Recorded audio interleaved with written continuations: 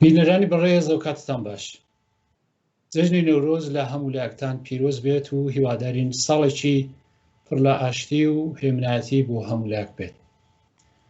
زیاتر لە 40 ساڵەوە پێش کاتێک شۆڕشی ئیسلامی لە ئێرانی ڕوویدا، گەلێک لە شارەکانی کوردستان تووشی شەڕ و کێشە بوونەوە. یەکێک لەو شارانە شاری سنەیە کە شەڕ تێیدا ڕوویدا و بە نەورۆزی خوێناوی ناسراوە. بۆی کە بزانین بۆچی نەورۆزی خوێناوی لە سنە ڕوویدا، لەگەڵ دوو میوانمان قسە دەکەین: دکتۆر حسێنی خەلیقی، نووسەر و بەرپرسی ئینستیتوی کورد لە سوێد و هەروەها بابا شێخی ناسری، چالاکی سیاسی. سپاسی ئامادەبوونی هەردوو لاتان دەکەم. جێژنی هەردوو لایەتان پیرۆز بێت. کاک دکتۆر لە بەڕێستانەوە دەست پێ دەکەم. خۆت دەزانی کاتێک کە شۆڕشی 1979 یا 1357 هەتاوی ڕوویدا، بەگشتی خەڵکی ئێران بە تایبەتی خەڵکی کوردستانی چاوەڕێی ئەوە بوون، چاوەڕوانی ئەوە بوون کە بە هێمنایەتی بگەن، بە ئاشتی بگەن، بە مافەکانیان بگەن. بەڵام لە نەکاو شەڕێک لە سنە کە بە نەورۆزی خوێناوی ناسراوە ڕوو دەدات. ئێوە کە لەگەڵ بابا شێخ لە هەردووکتان خەڵکی شاری سنەنە و لە نزیکەوە ئاگاداری ڕووداوەکان بوونە، لە پێش ئاگە بڵێ لە بەرچی ئەو شەڕە لە سنەدا ڕوویدا و ئەگەر بە کورتی بۆ باس بکەی هۆکارەکانی چ بوون؟ بە گومانی من لەبەر ئەوە کوردستان توانایەکی زۆری هەبوو، خەڵکێکی هۆشیارتری هەبوو لە بەشەکانی تری ئێران و مەسەلەی پادگانی مەهابادیش هاتووە پێشەوە بە شێوەیە لە شێوەکان. حکوومەتێک کە وڵاتانی ڕۆژاوا نردویانە ئێران چاوەڕوانی ئەوە بوو چۆن بەشە شیعەنشینەکەی تەسلیمە بێ لە باری مەزهەبیەوە و بەشە فارسەکەیی داوای هیچ مافێک ناکات چونکە مافی خۆی هەیە و حکوومەتی خۆی هەیە. چاوەڕوان بۆ کوردیش ئاوا بێدەنگ قڕوقب تەسلیمی جمهوری ئیسلامی بێت و هیچ داوخوازێکی نەبێ. وەختی دیتی جموجۆڵێ لە کوردستانە هەیە و بەشە لە پاسکاکان چەکیان لێدار ڕنداوە لەلایەن خەڵکەوە و پادگانی مەهابادیش گیراوە. ئەوانە بۆ ئەوەی کە خەڵکی کورد سەرکوت بکەن، بە تایبەتی کوردستان کە ئەرتەشێکی زۆری تیا بوو لە نزیک شاری سنە و دەستە و یەخە بوو لەگەڵ شار و لەگەڵ خەڵکە، زەمینەیان ساز کرد لە ڕێگایەکەوە کە خۆیان پیان وابوو ڕێگایەکی دروستە بچن ناو ئەو کارەساتەوە و نوێنەری خۆیان لەوێ هەبوو. ئاغای سەفتەری هەبوو لەوێ، ئاخوندێکی تەبعیدی بوو، دوور خراببووەوە لە سنە بوو. بەداخەوە ئێمەی بێتەدبیر ئەو کاتە کاک ئەحمەدی موفتیزادە چوو لە ئوستانداری دانیش لە مەقامی ئوستانداریدا و ئەو چوو دەستی گر بەسەر پادگان و بەسەر چەکوچۆڵی ڕژیمدا و کاک ئەحمەد لەگەڵ مامۆستا شیعەزەدین کێشەیەکیان هەبوو، قرار بوو کاک ئەحمەد بچێ بۆ بۆغدەکەندی و چوویش و لەوێ بیستی کە شەڕ لە سنە دەستی پێکردووە بە پەلە گەڕاوە. قرار بوو لەگەڵ مامۆستا شیعەزەدین وتارێکی هاوبەشیان هەبێ. ئەوە لە کاتێکدایە کە چەکدارەکانی کاک ئەحمەد گۆیان پارێزەری مافی خەڵک بوون لە ناو شاری سنە، داوای چەکیان کردووە و چەکدار کەم بووە و چەکیان نەبووە و داوایان لە سەفتەری کردووە. سەفتەری کە بۆ خۆی سەرۆکی پادگان بووە و دەستی بەسەر پادگانە گرتووە، ئەوی چەکی پێنەداون. دکتۆر خۆسرەوی چووەتە بازار، لە بازارە داوای بە خەڵکی وتووە چەکمان پێنادەن پارێزگاری لە ماڵ و ناموس و دەستکەوتەکانی ئێوە بکەین و ئەویش سەفتەریش لە مەقەڕێکە ئابێ بە ناو مەقەڕی شاتر مەمەد ڕوبەڕووی مزگەوتی جامیعە. خەڵکەکە حرەکەتەکەن ئەچن، دیارە من جارێکی تریش ئاماژەم بەوە کردووە دوو تیپ خەڵک لێ بوو. خەڵکێک بۆ ئەوەی کە پێش بە شەڕ بگرن و وەسیلەیە چەک وەربگرن بۆ ئەمنیەتی شارەکە، خەڵکێکیش فرسەت تەڵەب بۆ ئەوە هێرش بکەنە سەر پادگان یا بە شێوەیە لە شێوەکان چەکوچۆڵێکیان دەستکەوە کە هەر مافی خۆیان بوو، هیچ خۆیان بوو. بەڵام بە هەر حاڵ دوو ئامانجە ئەچنە ڕوبەڕووی ئەو مەقەڕە و داوا لە سەفدەریەکەن سەفدەری قبولی ناکا و مەقەڕی سەفدەری تەقە لە شاتر مەمەد تەقە لە خەڵکەکە جوانێکی 17 ساڵە شەهید دەبێت و ئەوانیش لە مقابڵەوە هێرشەکەنە سەر مەقەڕی شاتر مەمەد و سەفدەری لەسەر بانی مەقەڕەکەەوە بە هێلیکۆپتەرە چێتەوە بۆ پادگان و فەرمانی هێرشەدا بە ناو شار و بەو شێوە بەداخێکی گرانەوە نەزانین و ورد نەبینی دوا ڕۆژ نەبینی بوو بەهۆیەوە کە ئەو کێشە ئەوان کە ئامادە بوون بیکەنە هەر ئەیشیان کرد چونکە ئامانجیانەوە بوو پادگان بپارێزن و سنە بخەنەژێت دەسەڵاتی خۆیان کە مەرکەزێکی گەورە بوو هەر بۆیە شەڕەکەیان سازە کرد بەڵام بەداخەوە ئەگەر مەسەلەن مفتیزادە بەرپرسی پادگان وایە احتیماڵی ئەوە هەبوو نێهێشتایە هێرش بکەنە سەر شار بەڵام ئەو چوە ئەستانداری بە ناوی پارێزگاری لە ناوی شار و ئەوانە نەتیجەکەی بوو بەوە کە سەفدەری لە پێشا دیاری کرابوو چوو بووە ئەوێ و خۆی خستووە ئەوێ لە حاڵەکە خۆ حکوومەت نەبوو مفتیزادەی توانی بچێتە پادگان و بێتە بەرپرسی پادگان لەگەڵ سەرهەنگ سەفەری نەهێڵەن ئەو شەڕە پێک بێ بەڵام بەداخەوە ئەو هەڵە سیاسیە کرا و شەڕە دەستی پێکرد کاک بابەشێخ کاک دۆرخەلقی باسی دوو کەسی کرد یەکیان سەفدەری و یەکیان کاک ئەحمەدی مفتیزادەیە ئایا کاک ئەحمەد پێشەوەی کە پێش زمانی شاش چالاکی هەبوو چۆن بوو لە پەناڕاوە کاک ئەحمەدی مفتیوە کە ساعتێک هاتە نێو خەڵکەوە و ئایا ڕێکخراوێکی تایبەتی هەبوو ئەگەر زیاترشی کردنەوە بدەی لەسەر ئەم مەسەلەیە زۆر سپاس بۆیەوە کە ئەو دەرفەتتان بە منداوە سڵاو و ڕێزمەست لە خەمەت کاک دکتۆر خەلێقیەوە شانازیە بۆ من کە لە خزمەتیان هابم هەروەها نۆڕۆز لە خەڵکی کوردستان و تایبە شاری سنە پیرۆز بێت ئەرز دەکەم کاک سەلاح من حەزەکەم ئاماژەیەکی کورت بە هەڵکەوتەی شاری سنە لەباری جوغرافیایی و استراتیژیە و بکەم و موقعیەتەکەی بزانین جالۆ و ئەتوانین بڕۆینە ناو باسەکەەوە شاری سنە خۆتان نزانن خۆرەڵاتی کوردستان لە چوار پارێزگا پێکاتوە پارێزگای ئیلام پارێزگای کرماشان پارێزگای کوردستان و پارێزگای ورمێ و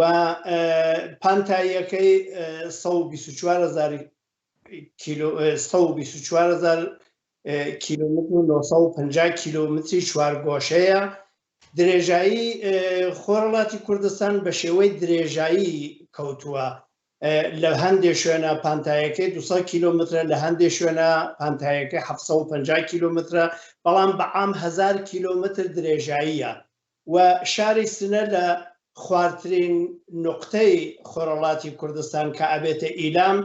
حدود 450 کیلومتر دوورە و لە بانترین نقطەیە و کە ئەبێتە ماکۆ حدود 550 کیلومتر دوورە کەواتە شاری سنە هەڵکەوتەی جوغرافیایەکەی لە ناوەڕاستی کوردستاندایە خۆرەڵاتی کوردستاندایە و دوای کرماشان گەورەترین شاری خۆرەڵاتی کوردستانە دیارە لە ساحەی شۆڕەشە گەورەترین شارە دانیشتوانی شاری سنە تاوجیە کە من لە بیرم بێت جگە لە چەند بنەماڵەیەک کە لەباری مەذهبیە و شیعەبوون هەمووی سونی بوون و ئەو چەند بنەماڵەیشە هەر لە کۆن و لە سنانی شتەجێ بوون و وەک سنەی بە حەساب دەهاتن بەڵام لەباری مەذهبیە و شیعەبوونەگینا سنە سونی بوون شافعی مەذهب بوون و هەمووی کورد بوو چەند بنەماڵەیەکی جوولەکە و یا موسایی وەک سنەی ئێژن و مەسیحی لێبوو بڕێ هەندێ بەهایش ئیتر باقیەکەی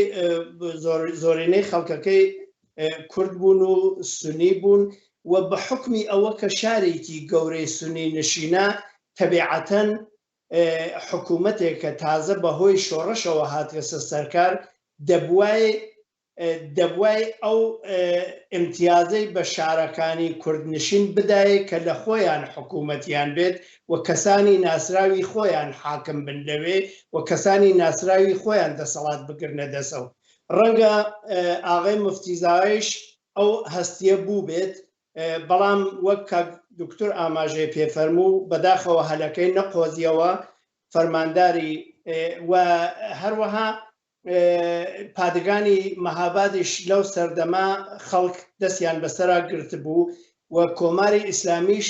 دڵنیا بوو ئەرخایەن بوو لە باقی ئێران بەهۆی مەزهەبیەوە دژ بە حکوومەت ناوەستن بەڵام ئەو پتانسیەلە کە لە ناو کووردا بوو و ئەو هەستی شۆڕشگێڕیە کە لە ناو کووردا بوو و ئەو کار بەدەستانی تازە بە حکوومەت گەیشتویشە ئەویان هەست پێ ئەکرد بۆیە نەیان دەویست کە لەشکری 28 کە عومدەترین پایەگای نظامی و پادگانی نظامی خۆرەڵاتی کوردستان بوو بکەوێتە دەست خەڵکووە ئەو چەک و چۆڵ و زەخیرەی تەقەمەنیە بکەوێتە دەست خەڵکووە لەو دوا بۆ حکوومەت کنترۆڵ نەکرێ هەر بۆیە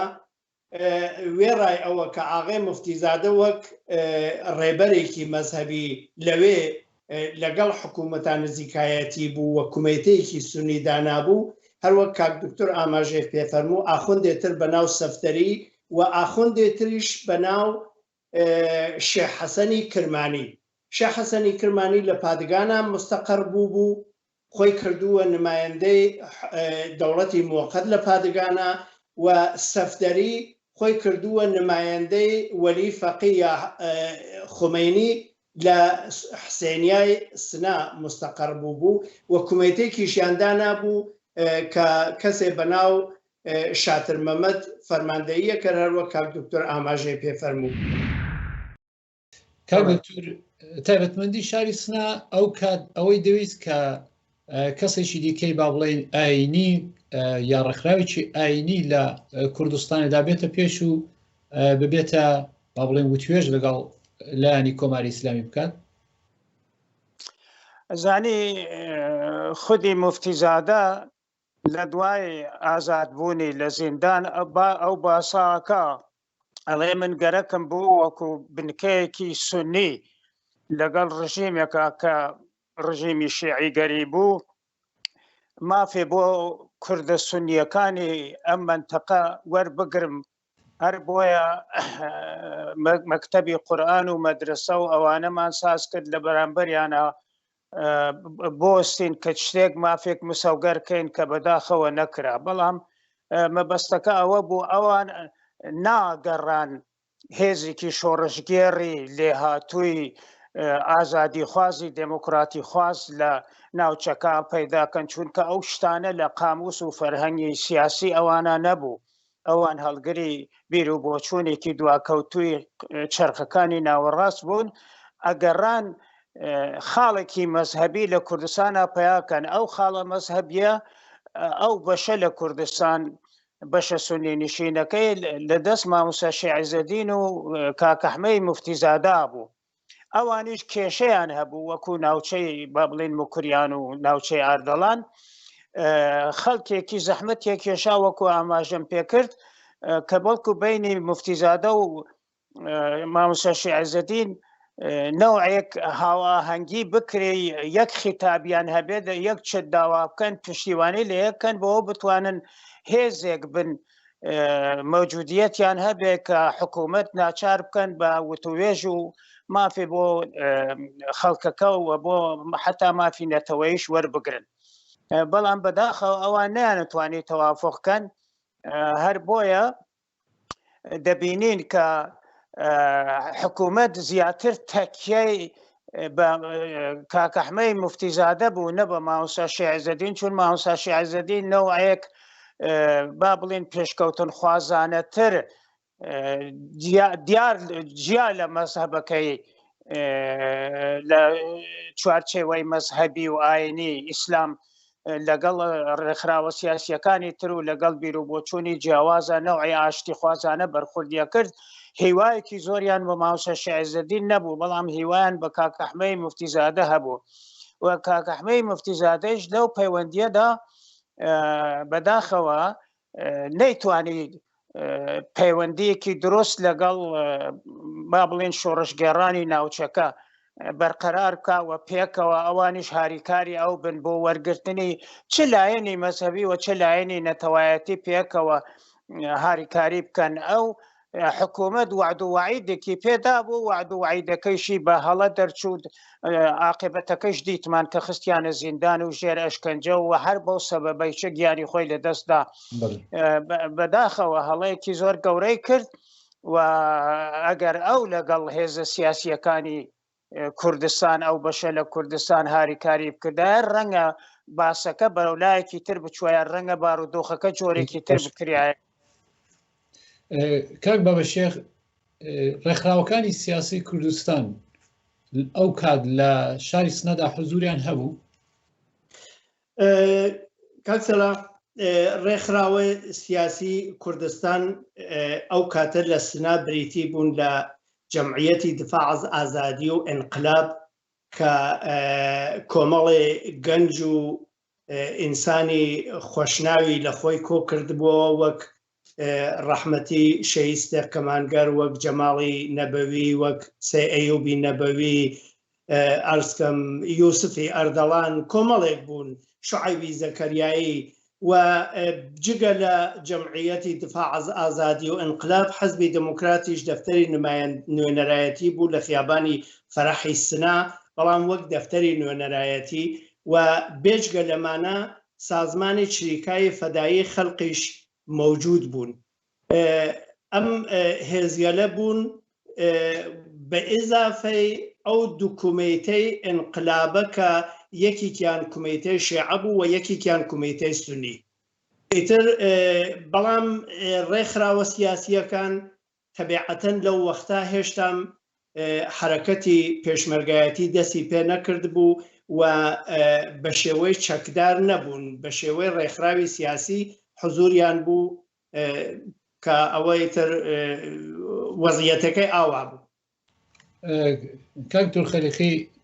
کاتێک ئەو شەڕە دەست پێ دەکات دەدوێدا چۆن بوو کە ئەو شەڕ ڕاگیرا یعنی چی هات نێوبژی کرد؟ ئەو شەڕەکە دەستی پێ کرد من لە تەورێز بووم کە گەڕامەوە برایەکم لە تەسادفێکە شەید بوو لەگەڵ جەلیل حەواری نێسەبا بە شێوەیەکی گوماناوی بەداخەوە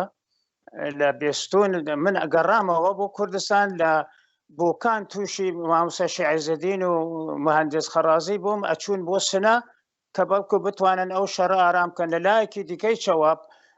چالاکانی بواری سیاسی و کۆمەڵایەتی پەیوەندیان لەگەڵ حکوومەتا گردووە وەختە شۆرای ئینقلاب بوو قەرار بوو هەیەتێ لە شۆرای ئینقلابەوە زووتر خۆیان بگەێنن بەشک و بتوانن پێش بۆ شەڕە بگرن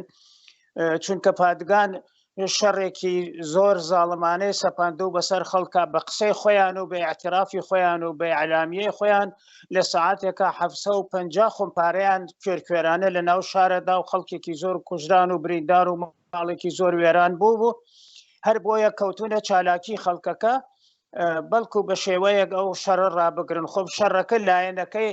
حکوومەت بوو ئەبوو ئەوان پەیوەندی لەگەڵ حکوومەتا بگرن و شۆرای ئینقلاب هەیەتێکی ناردبوو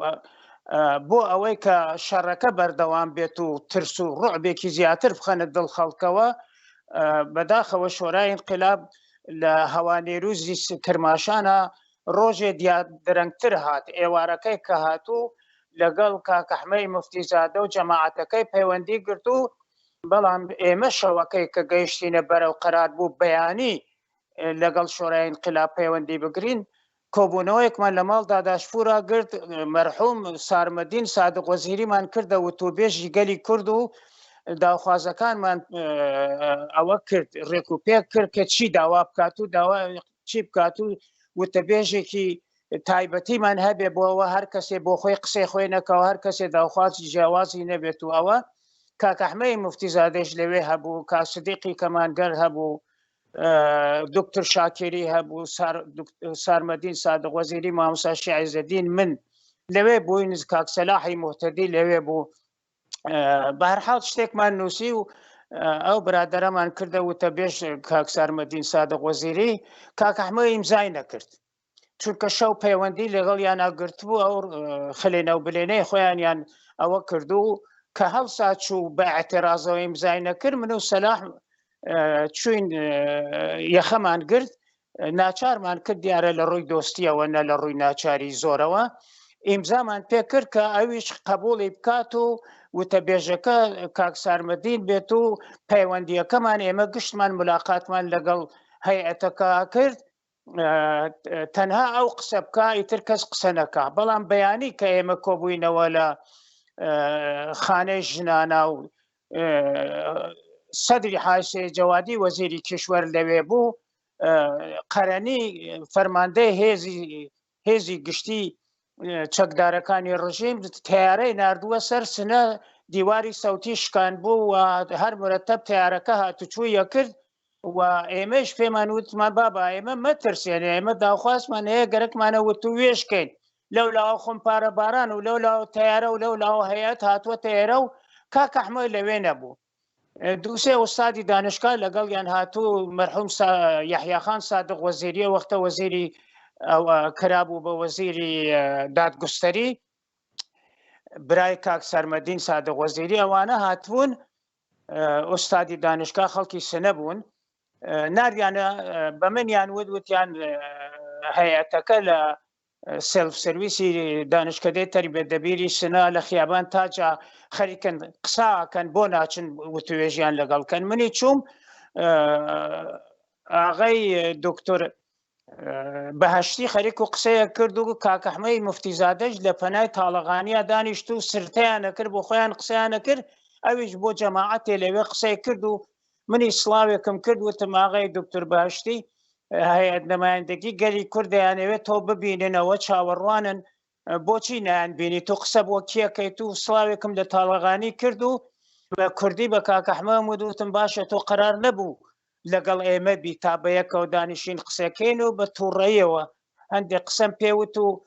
تاڵەغانی وتی ئەوواڵێن چی وتم هیچە قسەی بین خۆمانە بەرحاڵ ئێمە چوین دانیشتنەکە پێکات و سارمەدین سادق وەزیری قسەی کرد و لەو کاتادا بوو کە نەوارێکی خستە سەر ئاغای تاڵەغانی نەوارەکە کاک سەدیق قەیژێ بە خەڵکەکە سەنگەر بووە سنەیسە دیفاع لە خۆتانکەن پێشیان پێ بگرن مەهێڵن هێرش بکەنە سەر ماڵ و ناموستان و ئەوانە ئەویش وتی ئەمە ئەم قسە لە کێ کردیە لەم پەیامەدا لەم نەوارەدا کاک ئەحمەد پێدا بوو کاسدیقی کەمانگەر وتی ئەو قسانە من کردومە بەڵام فەرموو ئەم نەوارەش گوێشکە بگرە نەواری دیکەی پێدا کە خستیە سەری گوێچکەی گرت بە پادگانەڵێ ئێوە برای ئێمەن ئێوە شەڕ مەکەن با براکوژی نەبێ با خەڵک نەکوژن دەست ڕابگرن تەقە مەکەن ئێمە ناهێڵین خەڵک بێت بۆ لای ئێوە ئێوەیش مەهێڵن تەقە بکەن پێش بە تەقە بگرن ئێمە برای یەکین ئێمە ئینقلابمان کردێ بگەین بە ئازادی ئەوانە سەدیقیش هەر لەبەرە تووڕا بوو لە دکتۆر خۆسرەوی ئەوێت تۆ چووی لە ناو شارە خەڵکە هەروژان و ئەو شەڕەت ساز کرد و هێرشتان بردە بەرە مەقەڕی شاتر مەمەد و ئەوانە و نەتانتوانی ئەسلحە وەربگرن و ئەوانە تاڵەغانی وتی سەدیق جان پسرم خواهش میکنم یواش من مریضم صداتە یه خورده تخفیف بده یعنی کوڕێک کە ئەیوت ئیعدامش میکنم پیاوێک کە ئەیوت ئیعدامش میکنم دهنش سرویس میکنم بوو بە پسرم خواهشی لێ کرد لە دوایەوە ئەو نەوارەیەدا بەرحاڵ فەزایەکی زۆر ناخۆش بوو دکتۆر بەهشتی وتی ئێوە ڕەهبەری خۆتان دیاری بکەن تا ئێمە حەقتان بدەین دەمولات باسی بە درێژی و توێژەکە کە دەکەین ئاکامەکەی بەچی گەیشت کاک بابە شێخ خەڵک کە چوو بۆ پادگان یا ژاندەرمەری بێ کە بچن بیگرن لە ڕاستیدا کەس هەبوو کە چەکی پێبێ یا هەمووان بێچەک بوون کاکە گیان شاری سنە پادگانێ ئەسڵی بوو بە ناو لەشکری 28 لە بین لەشکری 28 و شاری سنە پادگانی ژاندارمەریش هەڵکەوت بوو وەختێکە لە 26 مانگە هەروواکە کاک دکتۆر ئاماژەی پێفەرموو ئاغای مفتیزادە چوو بۆ بۆغدەکەند بۆ کۆبوونەوەی ئیمام جومعەکان و لای مامۆستا شیعەزەدین لە 26 مانگیشە نامەیەک ئەنووسێ بۆ سەرهەنگ سەفەری کە سەرهەنگ سەفەری خۆی خەڵکی سنە بوو فەرماندەی پادگان بوو ئینسانێکی باش بوو ئینسانێکی خراپ نەبوو وە پەیوەندی باشی لەگەڵ خەڵکا بوو لە ناوشاریشە دانیشت بوو نە لە پادگانە لە باشکای ئەفسەرانە دانیشت بوو نامێکە نووسێ بۆی و لەو نامە داوای چەکۆچۆڵی لێکات و گلەی لێکات و سەرنگ سەفەری شێژێ بە پێ حکمێکە بۆ من هاتووە دانی چەک و چۆڵ یا تەقەمەنی ئەبێ بە ئیزنی سەفدەری بێت یانێ ئەو ئاخوندە شیعە خەڵکەکە لەم لاوە دکتۆر خۆسەویش هەروە کە کاک دکتۆر خەلقی ئاماژەی فێ فەرموو دکتۆر خەسرەوی خەڵکەکە تەحریکە کات کە ئەوە گەرەکیانە چەکۆچۆڵی پادگان بگۆزنەوە گەرەکیانە سیلۆسنە تەخریب بکەن خاروبارەکەی بگۆزنەوە ئەمانە خەڵکەکە تەحریکە کات خەڵکەکە هێرش ئەوەن لە مزگە جامعە و ئەڕۆنە سەر باشگای ئەفسەران کە تقریباً 500-600 مترێ دوورە لە باشگای ئەفسەرانە سەرنگ سەفەری ئەگرن بەدیل ئەی تێرنەوە بوو مزگە جامعە دوای ئەوە جەماعەتی چەکداری ئاغای مفتیزایش ئەڕۆن دەور کومیتەی شاتر مەمەد ئەگرن و تەقە و دەستپێکات پادگان خەڵکە شارەهاتە بەر شەستیر و کالی پەنجا و خومپارە و ئەمانە خەڵکیش هێرشەوەن پادگانی ژاندارمەری کە لە بینی شار و پادگانی لەشکری 28ە پادگانی ژاندارمەری ئەگرن پادگانی ژاندارمەری کە ئەگرن خەڵکێکی زۆریش دووبارە بەبێچەک بەرەو سیمخاردارەکانی پادگانی ئەسڵێ وەڕێ ئەکەون کۆمەڵێکیان لێ ئەگرن دەور دوسا کەسێ بە ئەسیری ئەگرن کە یەکێکیان ئاغای عەبدوڵای موحتەدی بوو لە ناو ئەو ئەسیرانە ئەوەختەوە گەنج لەوێ بوو و کۆمەڵی ئەسیرەگرن و ئیتر ئەوەی کە کاک دکتۆر ئاماژەی پێفەرموو مزاکرە دەست پێکات و شەڕەکە یەکتەرەفە بوو لە تەرەف پادگانە و شاریان نەکوتاوە لە تەرەف شاری شەوخۆ خەڵک هێشتا چەکدارێ بەو شێوە نەبوو هێزی پێشمەرگە دروست نەبوو دفاعی لێ بکات و لە زمنە ئەو کاک دکتۆر ئاماژەی پێ فەرموو ئەو وەفتە لە تارانە و هاتمون بە هەواپەیمە هاتوونە کرماشان پیانیان وتبوو کە سنە نائەمنە و لە کرماشانیشە 48 سعات گیریانان لە هەوانەی ڕووسا بە هێلیکۆپتەر بیانێرن بە بەهانەی نائەمن بوون جا کەسێک نییە لیان پرسێ بژێ بابا نائەمنی پادگان نائەمنی کردە خۆ خەڵک نائەمنی نەکردیە خەڵکا لە ماڵی خۆیان و دانیشتووە ئێوە تەقەیان لێکەن تەقەمەکەن بە هەیئەتەکە بێت هەیئەتەکە تێنە هێن و ئیتر ئەکەفنە بێن ئاگربەس ئیعلامەکەن دیارە ئاگربەسەکە لە 27 مانگە شەڕ دەست پێکات 3 ڕۆژ شەڕەکە درێژەی ئەوێت لە سەر 3 ڕۆژە ئاگربەس ئیعلامە کرێت و دوای ئاگربەسەکە بەڵام دەوروبەری پادگان وەک گەڕەکەکانی گردی گەڕۆڵ و چەند گەڕەکێ لە دەوروبەری پادگاناوێت هەر لەژێر ئاماژی خومپارە و شەستیرە ئەبێت و بەردەوام ئەیکوتن بەڵێ دیارە ئەم ئەڵقەیە کە تاو دەبێت لە ئێستادا بەڵام بۆ ئاماژەی بەویشە بکەم کە لەو شەڕا کە 3 ڕۆژ درێژەی کێشە 77 کەس 205 کەس شەهید بوون کە 77 کەسیان نەناسراو بوون ئەو 77 کەسە ئێستای شەر معلوم نەبوو کە ئەوامەڵی حکوومەت بوون نردویان بۆ شەڕ و ئاژاوە بنەوە یا بە هەرحاڵ نەناسراو بوون و 400 کەسیش بریندار بوو. سپاس دەکەم کاک بابەشێخ سپاس ویلاتان دەکەم کاک دکتۆر خەلیقی بەردەوام دەبین لەسەر ئەم ئاڵقەیە بۆ حوتی دابێت هەڵبەت باسیەوە دەکەن کە ئاڵقەکەی لەگەڵ کۆماری ئیسلامی یا ئەو کەسانی کە هاتبوون و توێش بکەن بە چه ئاکامێک گەیشتن و هەتا حوتی دابێت زۆرتان سپاس دەکەم کاک دکتۆر خەلیقی کاک بابەشێخ سپاس بۆ جەنابی شت بینەران بەڕێز تا حوتی دابێت ئاڵقەیەکی دیکە درێژێ ئەو شەڕی خوێناوی لەسنا درێژە پێ دەدەین هەر شاد و تەندروست بن.